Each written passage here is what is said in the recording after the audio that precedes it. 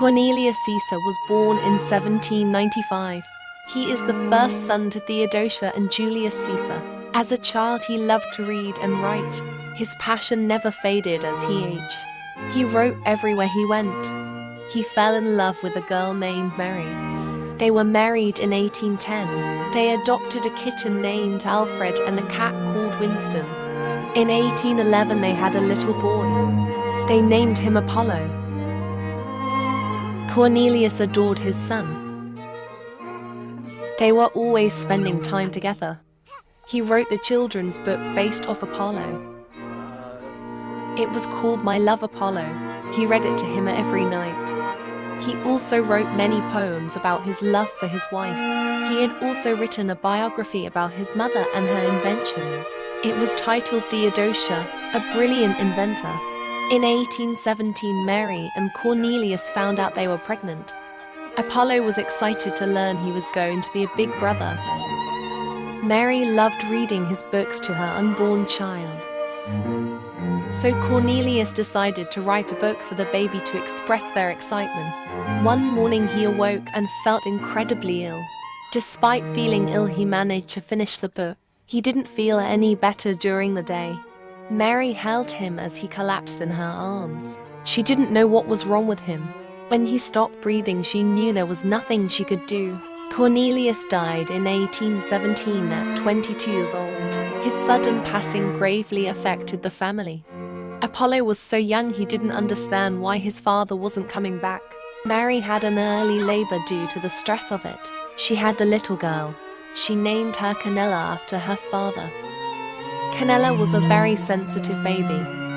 Mary was overwhelmed. She never had to take care of a baby on her own. She did her best taking care of her, but nothing could stop her fussing.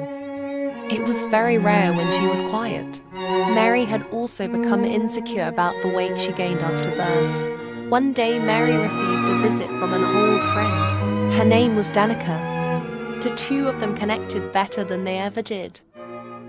She was the company that Mary needed at the time. They started an affair with one another. Danica also helped out with the kids. Apollo had celebrated his first birthday without his father.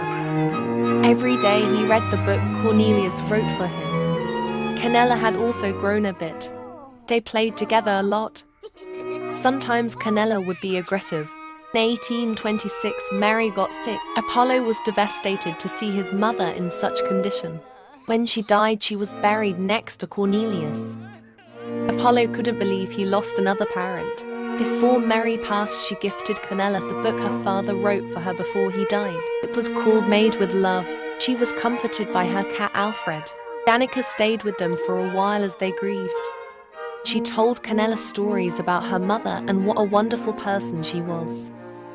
Eventually, Danica returned to her own family. After Danica left, Apollo was left to care for his sister alone. He stayed strong for her, but was sometimes overwhelmed. Luckily, he had someone there where he couldn't pull himself together. Her name was Greta. She helped keep his mind off things. She also made good friends with Canella. Apollo went on to marry her in 1828. She then moved in and made herself at home. Soon Apollo and Greta were expecting. In 1830 they had a son. They named him Ezekiel. As the years passed, Apollo went on to read his father's books to his son, the same way Cornelius did with him. Canella had grown in that time. She helped take care of her nephews. She liked to knit in her free time. She soon met a young man of her liking. His name was Stuart and he was looking for love. Things moved quick between them. They were soon wed in 1835. Stuart moved Canella in with him. She brought Alfred with her to her happy new home.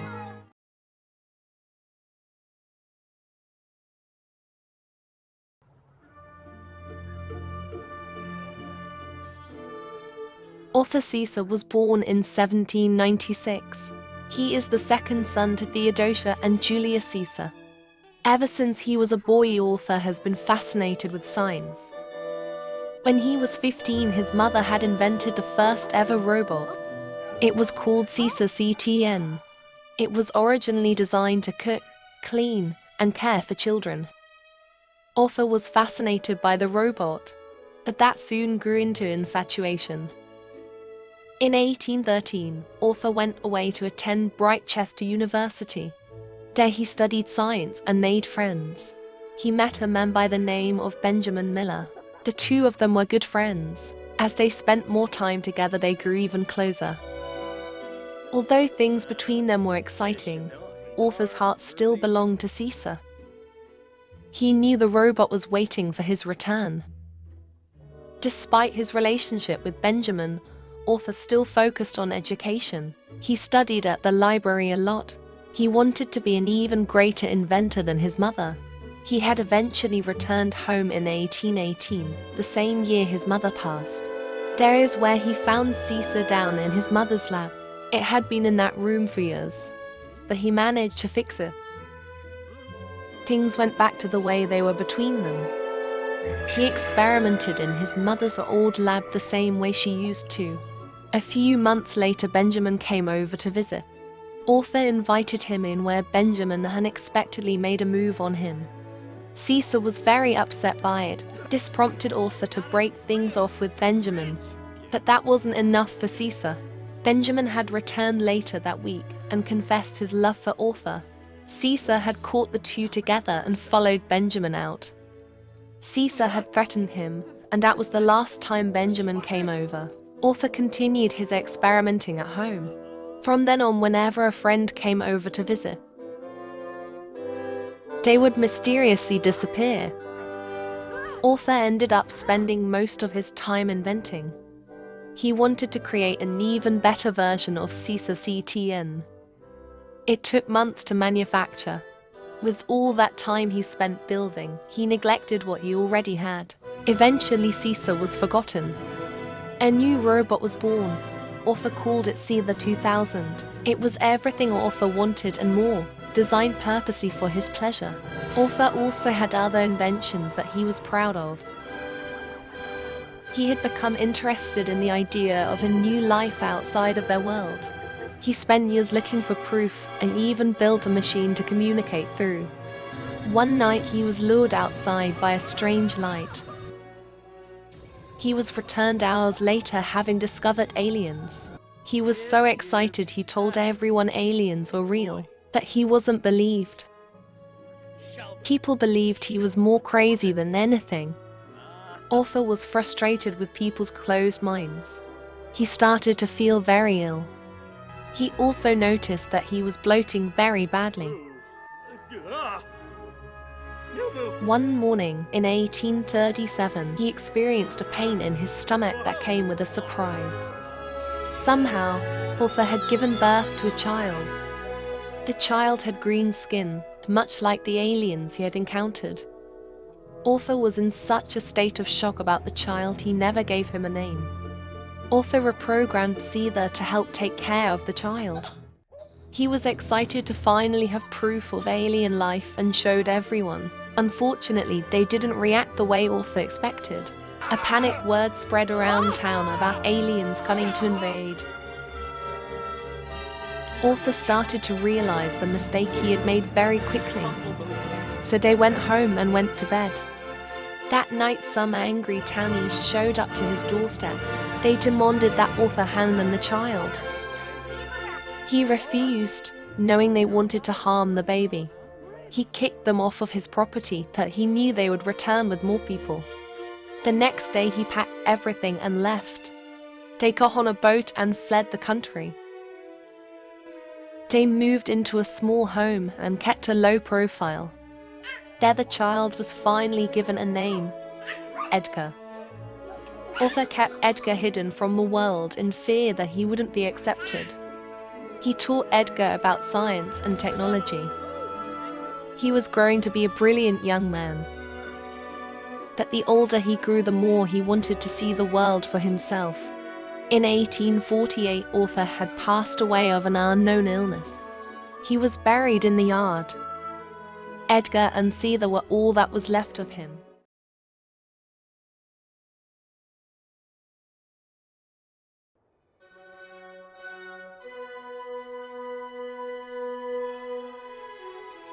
Prudence Caesar was born in 1799. She is Theodosia and Julius's third child. Prudence always had a love for music since she was a child. She loved playing the violin and would practice every day. There was a boy who loved to hear her play. His name was Demario Valentino. They bonded over their love for music. When they grew up, their friendship blossomed into romance. Demario proposed to her a lot sooner than expected, but Prudence wasn't afraid to accept. They were married in 1815.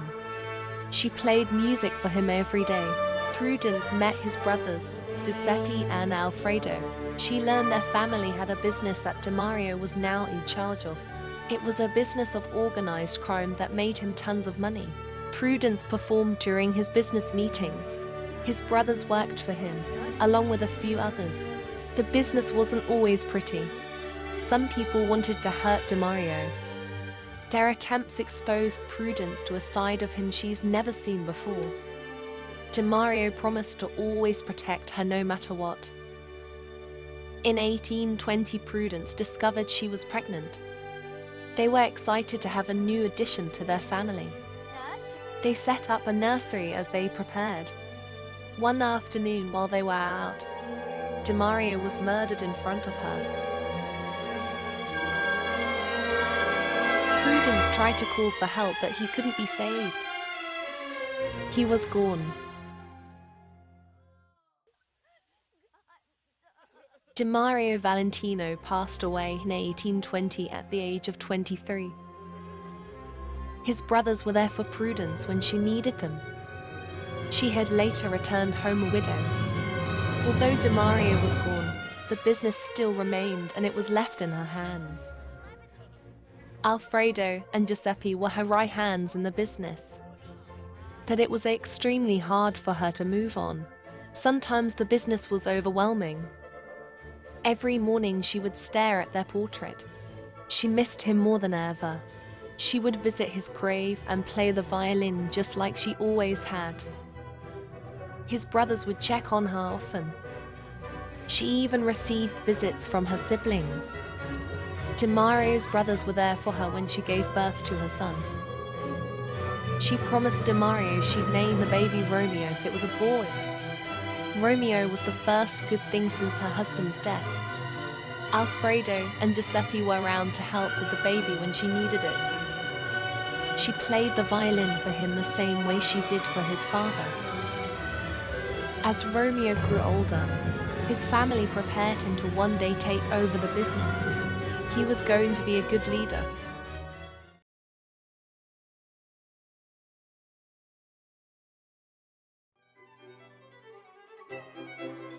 Beatrice Caesar was born in 1803. She is Theodosia and Julius Caesar's final child. When she was 14, she had caught the attention of a rich man. His name was Humphrey Porter. He was a lot older than Beatrice, but she didn't care. After her mother passed in 1818, Humphrey moved her into his estate where they were married. His first wife had passed away during their affair. Once they were married, Humphrey gave Beatrice everything she wanted. She loved to party and threw many balls at their home. This went on for many years. But after a while, Beatrice grew bored of partying. She wanted to have a child, but Humphrey did not. He expressed to her that he already had children and didn't want any more. He told her he didn't marry her for children, and that put a hole in their marriage. But at the end of the day, nothing could be done. She started having an affair with one of their servants. It went on for months behind her husband's back. It wasn't long before Beatrice discovered she was pregnant. Humphrey found out and knew the baby was someone else's. He had seen her with one servant in particular. Humphrey made sure the servant was taken care of and was never seen again. He also told Beatrice she could not keep the baby once it was born. It hurt knowing she wouldn't get to be with her child after birth. No matter how much she begged, he wouldn't allow it. Once the baby was born in 1823, she decided to find a home for her. She took the baby to a safe place and said her goodbyes. Then she left. Luckily for the child, she was brought to an accepting family. Beatrice returned home childless. Having to abandon her baby was the hardest thing she had ever done. Every day she felt guilty, but there was nothing she could do. She spent years watching her child grow from afar. The little girl had once caught her watching them. Beatrice couldn't help but hold her. Before her other parents could notice, she gave her a gift. It was a toy robot Beatrice's mother gave to her when she was a child. In 1834, Humphrey passed away. Beatrice was finally able to get her daughter back. She was amazed by her daughter's growth and grateful for the couple who raised her. She spoke to the couple known as the Herrings. They named her daughter Evangeline. Beatrice told them why she couldn't keep her daughter, then asked if she could have her back. The couple refused even after she offered them money. They told her to leave and never return. She left but wasn't going to give up. She came back another day without the couple's knowledge. She spoke to Evangeline and invited her to the manor. Evangeline happily accepted. She was amazed at how big the house was. Beatrice had a room set up for her to play in whenever she wanted. She also had a wardrobe full of dresses for her. They spent the entire day having fun together. She finally had the family she dreamed of. Beatrice even threw a ball to celebrate her. Evangeline got to meet all her friends.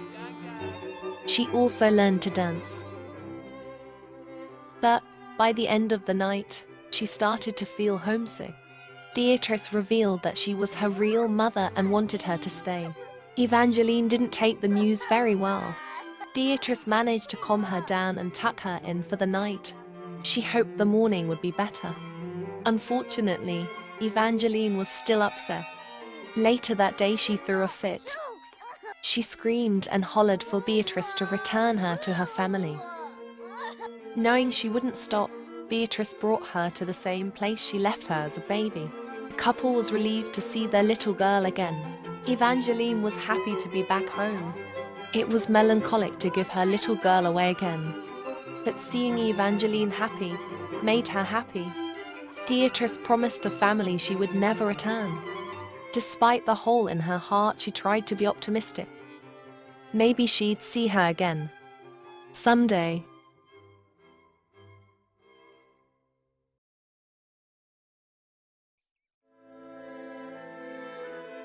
Bartholomew Vaughan Taylor was born in 1798. He is the first son to Alice and Finian Vaughan Taylor. In 1816, he was engaged to a woman named Jane. He was completely in love. But when he introduced her to his family, she became fond of his younger brother, Cain. Jane eventually ended things with Bartholomew to be with him instead. Bartholomew hated his brother for taking her from him. They fought a lot.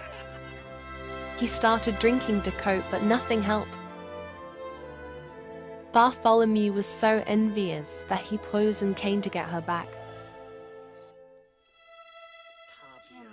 As horrible as it was, he got what he wanted in the end. He married Jane in 1817. Shortly after they were married, Jane discovered she was pregnant. Bartholomew was happy to hear it. However, Jane was aware that the real father of her child was his dead brother. As months went by, Jane decided to keep the truth to herself. There wasn't a day that she didn't miss what she could have had with Cain. She was grateful to carry a piece of him. Bartholomew didn't even have the slightest idea that the baby wasn't his. In 1817, Jane gave birth to a healthy baby boy named Vincent Cain Vaughan Taylor.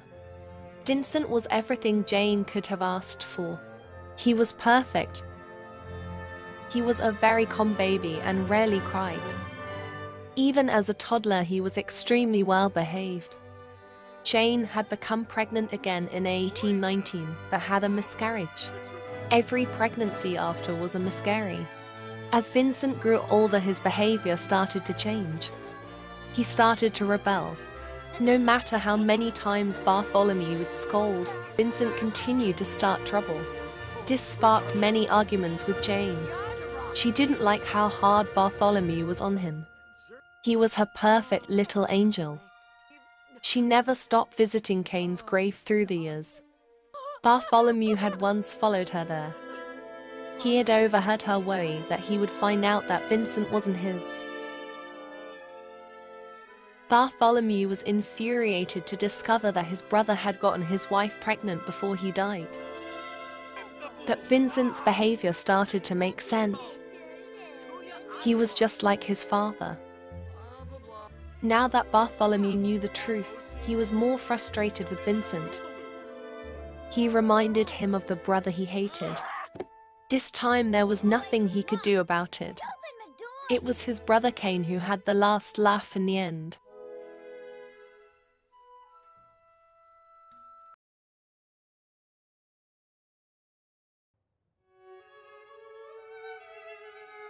Genevieve Akiyama was born in 1803.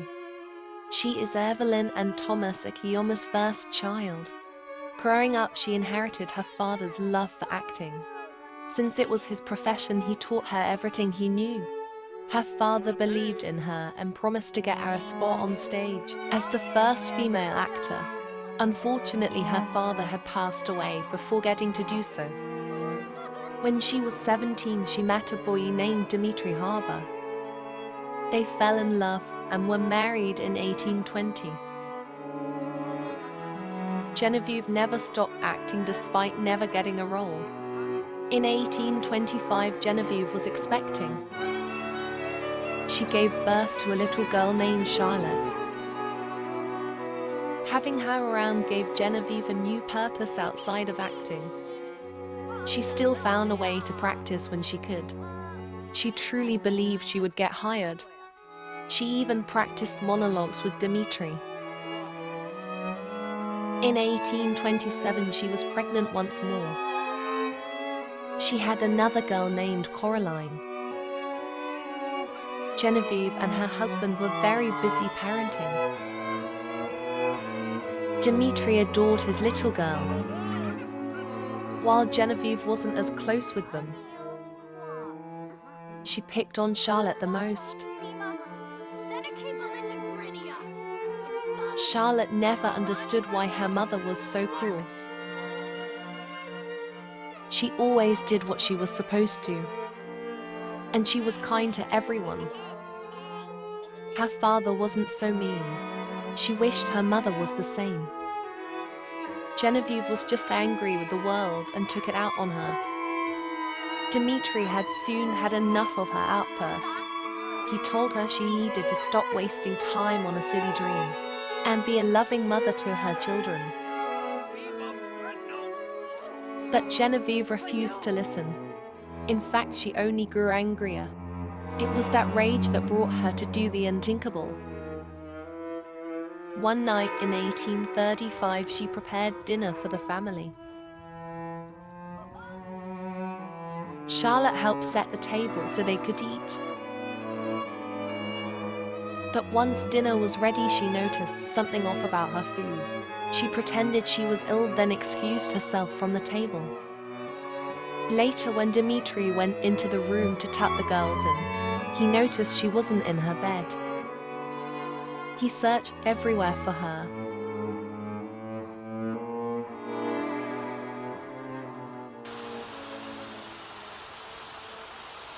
But Charlotte was nowhere to be found.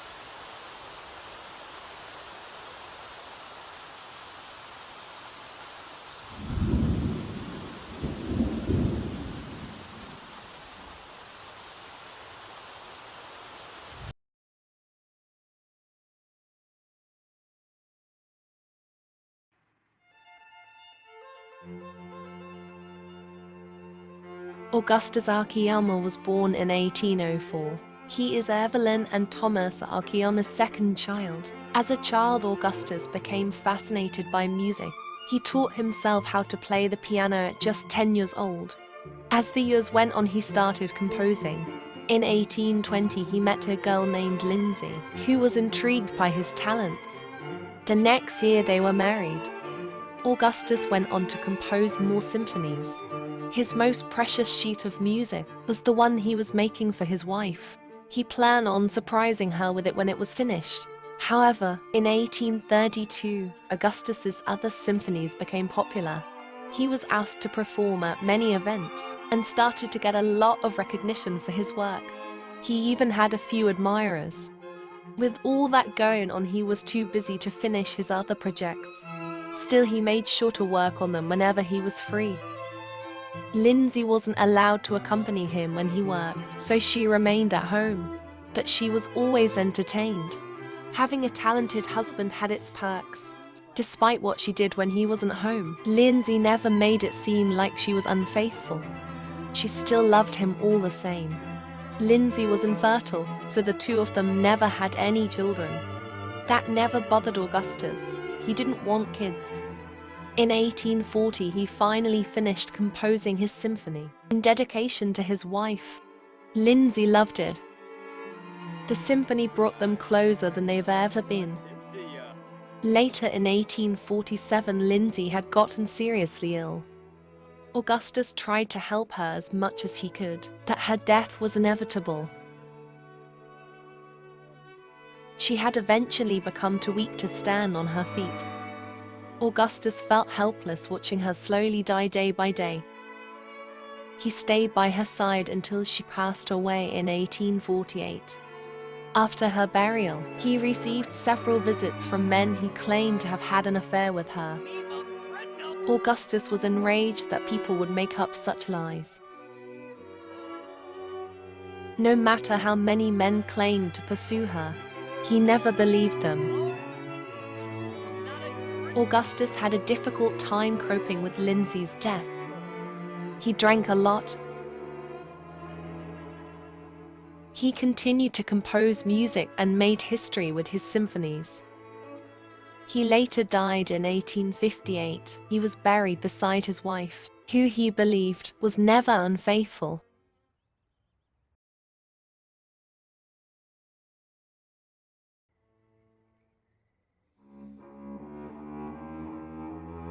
Johnathon Archiyama was born in 1808. He is the third child of Evelyn and Thomas Archiyama. In 1823, he met a girl named Sarah. They fell in love and were married in 1828. The young couple were deeply in love. There wasn't a day they didn't show it. They soon discovered they were expecting. They couldn't wait to meet their bundle of joy. But something terrible had happened. Sarah had an emergency and had to be taken to the hospital. There it was announced that Sarah had a miscarriage. They were devastated at the loss. It changed things for a while. After some time, they started to feel a little better. They still had each other and they could always try for another. Next thing they knew, they were pregnant again. The expecting parents were once again excited to meet their new addition to the family. That was until they were yet again met with another loss. Johnathon was heartbroken to have lost another child. Worst of all, he felt bad that Sarah had to go through it again. It was much harder on her. She didn't speak for days. A few years had gone by. Sarah announced that she was pregnant once again. They immediately started preparing together. Although excited, Sarah was very worried about the state of her pregnancy. Johnathon did his best to reassure her, but he feared the same. They made sure to visit the doctor frequently to make sure Sarah and the baby were in good health. They did everything they could to meet their little one. As the months passed, they had lost all doubt in another miscarriage. With the due date getting closer and closer, they couldn't contain their excitement. They even set up the perfect nursery. Before they knew it, the baby was on the way. During the birth, Sarah had trouble pushing. Johnathon encouraged her to keep trying, because the baby was almost out. Sarah fought through the pain and was able to give birth to a little girl named Joan. Unfortunately, she couldn't survive the aftermath. In 1834, Sarah had passed away in childbirth. She never got to meet their daughter. Johnathon was devastated to lose his wife, but grateful their baby was healthy. He barely got the chance to truly mourn the loss of Sarah because he was so busy parenting. Most nights were sleepless. Being with Joan helped him cope, but a part of him resented her for Sarah's death. He hated himself for feeling the way he did. It wasn't fair to Joan. It was just overwhelming to raise a child alone. But there were no alternatives. Despite what he was going through, he loved his daughter dearly. She had become the new light of his life. They had a lot of fun together. Joan was his best friend. Fatherhood had taught Johnathon a lot of things. There was always something new to learn, like how fast time flies. He also learned that his wife will always be a part of them. He saw her in Joan more and more each day.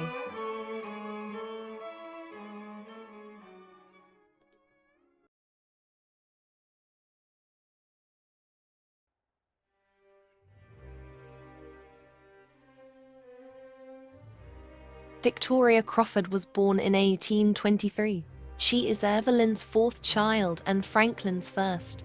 After her mother's sudden death in 1825, Victoria and her brother Nicholas were left with their father.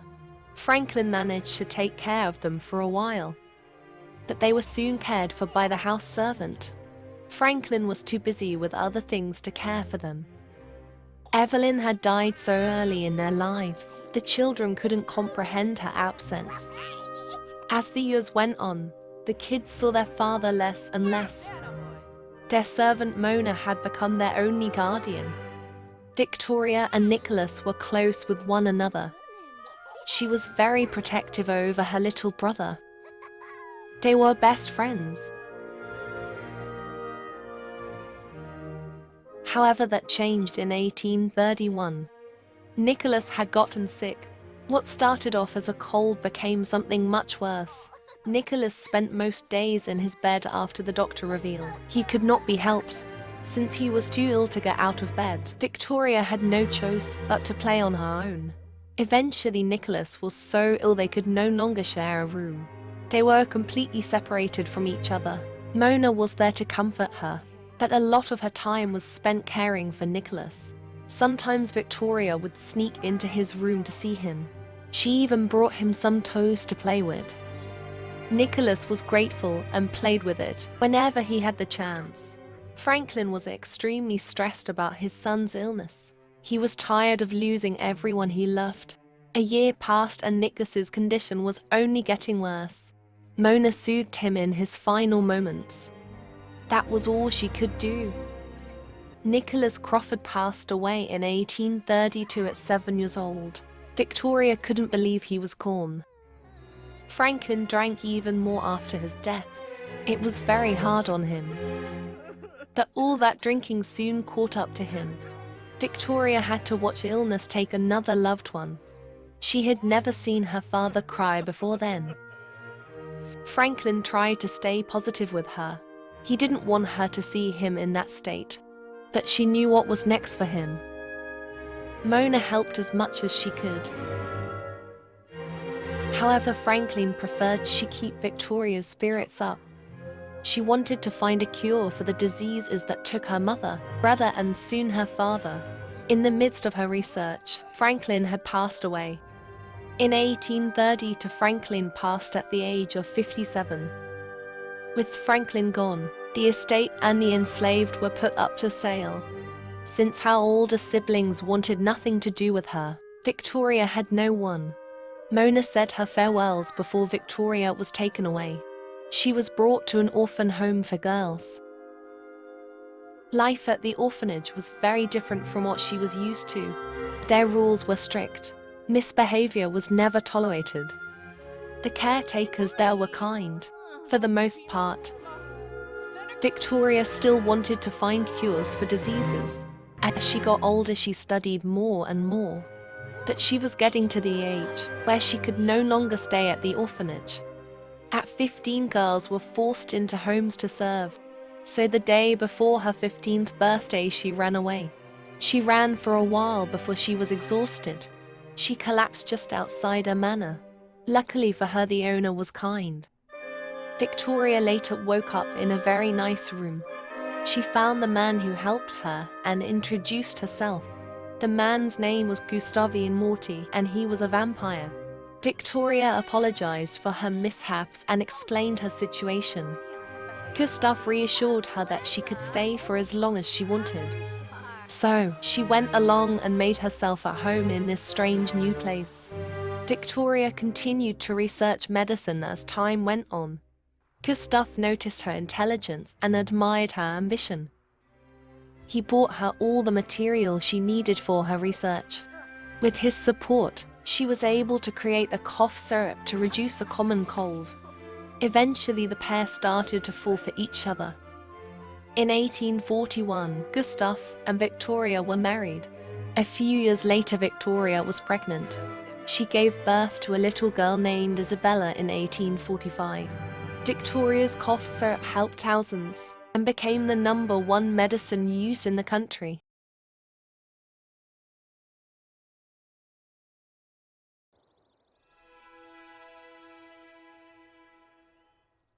Gertrude Jones was born in 1820.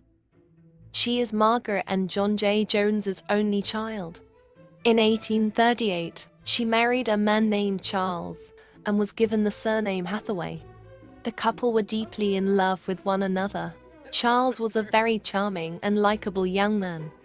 He got along well with Gertrude's family, including Gertrude's childhood friend Louis, who visited them often with his wife. Louis's wife wasn't very fond of Gertrude. That aside, the three of them had become close friends. Even though Louis was mainly around for Gertrude, a big part of him still had feelings for her. When she discovered they were expecting, they had less time to spend with Louis. The family was excited to meet their new bundle of joy. In 1839, Eloise was born. She was a wonderful addition to the family. Gertrude even introduced her to Louis. With the new baby around, both Gertrude and Charles were busy parenting.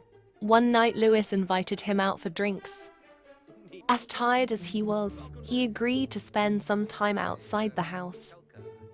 There were many women trying to flirt with him. Charles made it clear he wasn't interested. However, Louis later told Gertrude otherwise. He explained to her that Charles was unfaithful. She later confronted Charles about it. He told her the truth and assured her that he would never cheat on her. Charles later asked Louis why he would lie to Gertrude. Louis told him he misread the situation. After that, they didn't hear from him for a while. Gertrude was sad to not hear any word from her best friend. He wasn't even there when her father died in 1840. That same year, she had a son. His name was Henry. Louis had come around shortly after, but was distant. Later in 1842, Christopher was born. During that time, Louis had come to visit after almost a year of absence. It was then that he confessed that he still had feelings for her and wanted to be with her. Gertrude told him she didn't feel the same, and they should have never gotten together in the first place. Louis was infuriated to hear her say such words and lashed out on her. His shouting caused Charles to see what was going on. He overheard everything. Despite what he heard, he confronted Louis about his behavior and told him to leave. Louis left without another word. That was the last time Gertrude ever saw him. Later, after they tucked the children in, Charles demanded an explanation. She told him they used to be together, but it meant nothing. The whole thing made them realize Louis was trying to break them up all along. Louis was not only her best friend, but he was family, and it hurt knowing his true intentions. Spending time with her children helped cheer her up. In 1844, they had another boy. They named him John, after her father. They were one big happy family.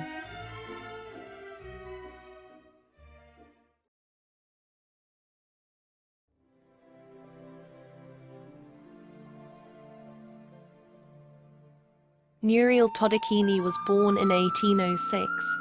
She is Eleanor and Coco Todini's first child.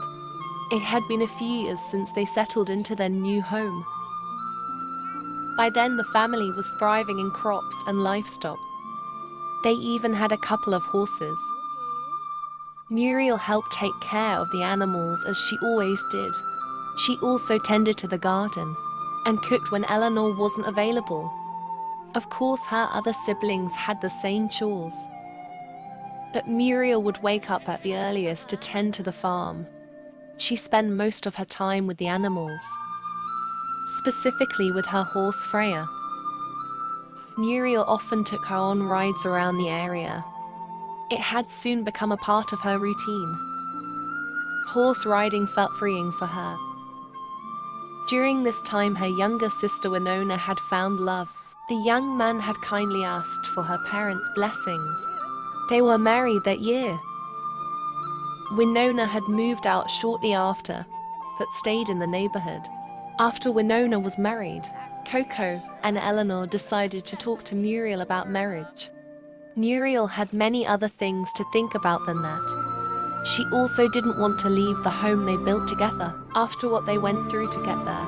Despite feeling that way, she kept their wish in the back of her mind. By then she was 30 years old. She knew there wasn't many who'd be interested.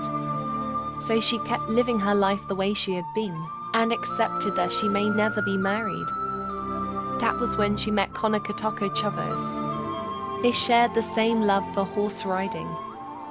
They were married in 1837. Every day they would ride their horses together. Around the same time, her sister had a baby. The family was thrilled to have a new addition. Muriel never thought about having children before then, but she had soon caught baby fever. In 1838, she was expecting her first child. It was exciting for everyone. They couldn't wait to have a little one around. As soon as she was in labor, everyone started to prepare. She had all the help she could possibly ask for. That her brother Onakona had suddenly gone missing. Coco went out to search for him while everyone else helped her. During the birth, Muriel had nearly lost her life, but was able to have a healthy baby boy. While they were celebrating the birth of her son, Onakona came into the room frantic. He had explained that they were attacked, and Coco was seriously hurt. Everyone went out to help while Winona stayed with Muriel. Despite her arguments to help, it was insisted that she get some rest. Her body had such a difficult time with the birth that she would not be able to have any more children. The birth was exhausting, so Muriel went to sleep. When she woke up, her mother told her her father had passed away. Muriel was still recovering from such traumatic birth that the news left her numb. Her husband was there for her during this time. Eleanor wasn't very well after Coco's death. Spending time with her grandson was the only thing that gave her joy. She took care of him while Muriel rested. His name was Chaska. After months of rest, Muriel was back on her feet. She was able to visit her father's grave for the first time. It broke her heart. Things were different after he passed. Muriel made sure to keep the family together. She knew that's what her father would have wanted.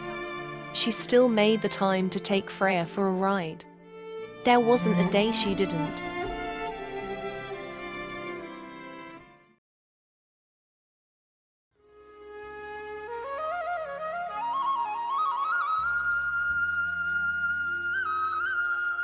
Winona Todini was born in 1808.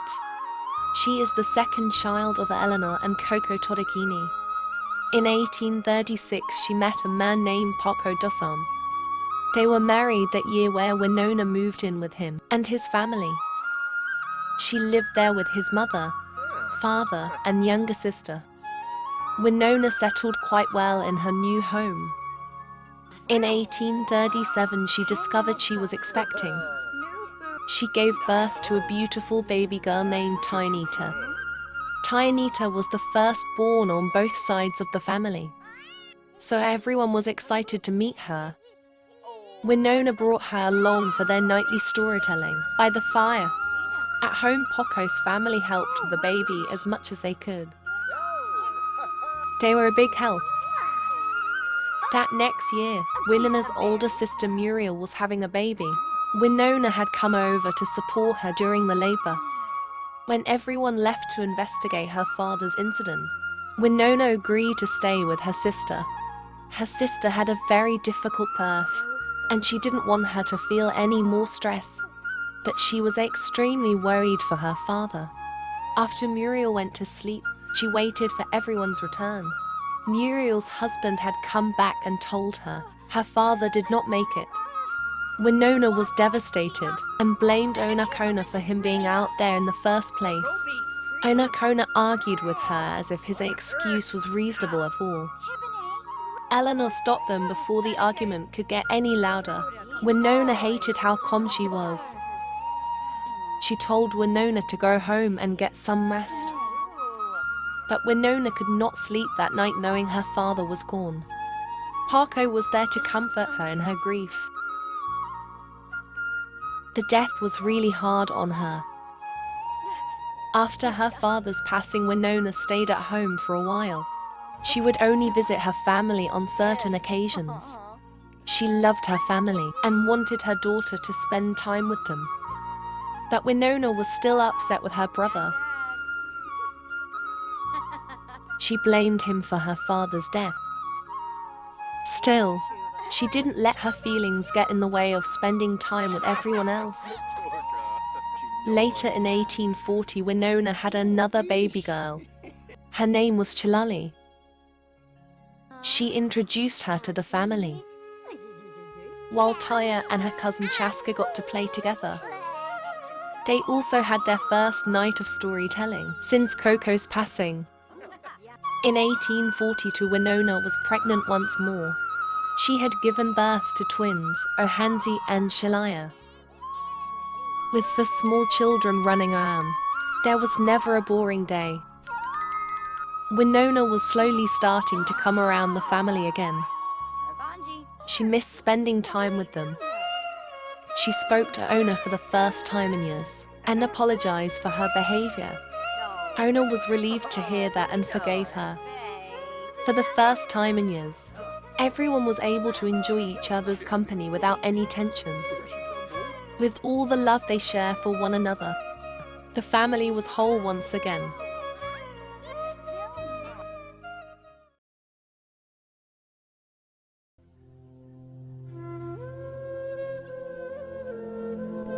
Onakona was born in 1824. He is Eleanor and Coco Todicini's fifth child. Ona had always looked up to his father. He wanted to be a hunter just like him. But when he was finally old enough, Coco refused to teach him. He preferred the children stay at the farm, where it was safe. No matter how much Ona begged, the answer was always no. So Ona took it upon himself to learn on his own. Muriel saw this and told him what happened to their brother Nahile. The story of his brother's death frightened him, so he promised not to disobey again. As he got older, that fear and obedience faded. He started teaching himself again to impress his father. He assumed that Coco would now allow him to hunt, since he was older. However, his father still wouldn't allow it. Ona had become frustrated. He did everything that was asked of him, so why couldn't his father trust him? He started to rebel. He argued with his father every time they spoke. It came to a point where Coco had to have a talk with Eleanor about his behavior. She spoke with Ona, but he still didn't get it. He felt like no one trusted him. He knew the only way to gain their trust was to prove himself. So in 1838, he decided to go hunting on his own. He found some woods to hunt in. When he didn't come across anything, he moved on. He was losing daylight but refused to go home empty-handed. After hours of searching, he had finally come across something and prepared to kill. It was then that Coco found him. Coco was relieved to find his son alive, but furious that he ran off. He scolded him. Ona hollered back and blamed him for not taking him hunting. As they argued, something lurked nearby. A strange creature of the night. They heard his howls over their shouts. The strange creature confronted Ona. Coco told him to run while he stepped in. He confronted the beast and bought Ona time to get away. Ona heard the snarls and his father's screams as he ran for his life. When he finally made it home, he told everyone. Eleanor and Konica Toko went with him back to find his father. But Coco was already gone by the time they got there. Eleanor was absolutely devastated to find him in that state. Konica helped carry him back home to be buried. When they finally got home, Ona's sister screamed and blamed him for everything. Eleanor was able to calm her down and send her home. Before she went to bed, she asked him what happened in those woods. It was hard for him to explain, but he knew it wasn't an ordinary animal. Ona would never be able to sleep peacefully without hearing his father's cries and roars of a beast. He felt guilty that his father died because of him. After Coco's burial, his guilt had become worse. It felt like he had torn the family apart. Everywhere he looked, he was reminded of the pain he caused. So he kept his distance from everyone. Over the next few years, he kept to his chores and remained at the farm. He would watch his mother visit his father's grave every day. As calm as she seemed on the outside, he worried for her. Sometimes he would catch her talking to herself. Everything and everyone reminded him of what he did. Ona felt it would be better if he left. In 1843, he moved into his own little home. There he lived with his horse Coco. Every now and then he'd go and visit his family. But most of his days were spent alone at home. It got lonely awfully quick. He still felt guilty about his father's death. In 1845, he met a woman named Delilah. They had fallen in love and were married that year. He introduced her to his family, where she was welcomed with open arms. Delilah was always there to comfort him whenever he broke down about his father. Despite all he told her, she never looked at him any different. In 1847, they had a child, a little girl named Pearl. They then had another child that next year, a little boy named Nokwizi. Now with a family of his own, Ona had the same concerns as his father. To assure history never repeats itself, he tells the children the story of how their grandfather saved him from the beast in the woods.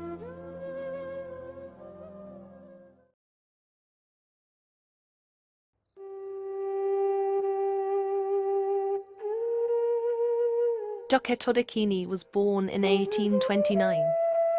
He is Eleanor and Coco Todicini's final child. Duce was only 9 years old when his father was killed. Since he was asleep during the events, he was the last one to hear about it. He was devastated. And like his older siblings, he didn't get to grow up with his father around. While Duce was lucky to have his mother and other parental figures, he still missed his father. As the years passed, Duce had gained his own independence. He helped around the house as much as he could.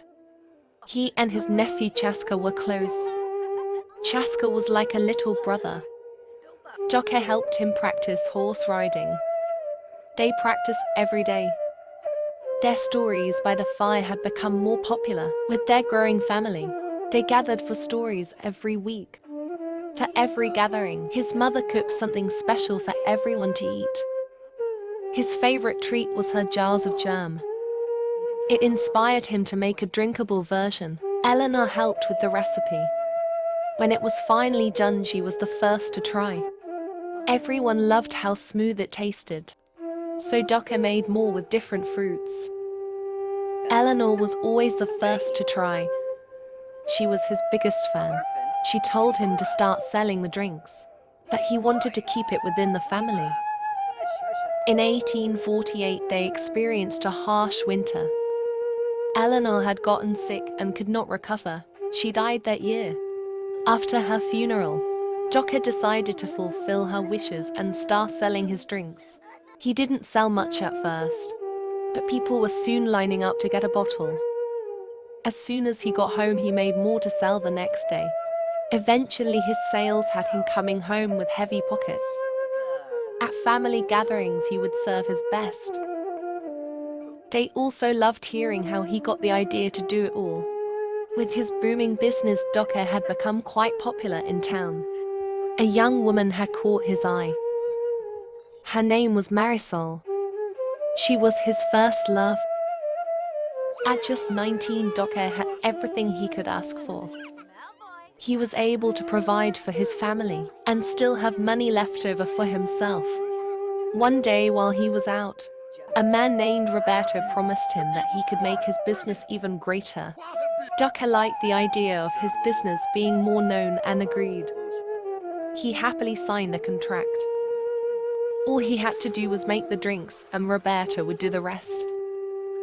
Ducker was able to do that, but he wasn't receiving any money for it. He was able to find the man in town and ask where his money was. Roberto laughed and told him that wasn't in the contract. He explained that his entire business now belonged to him. Since Ducker signed the contract, he was obligated to work for him without pay. Ducker couldn't believe what he was hearing. He went home in tears and told his sister about his mistake. Muriel comforted him and assured him that everything would be okay. That Ducker was more concerned about losing his business than the money. The whole reason he made it public was to honor his mother. Now it was gone. He stayed in his room for days, sulking in regret.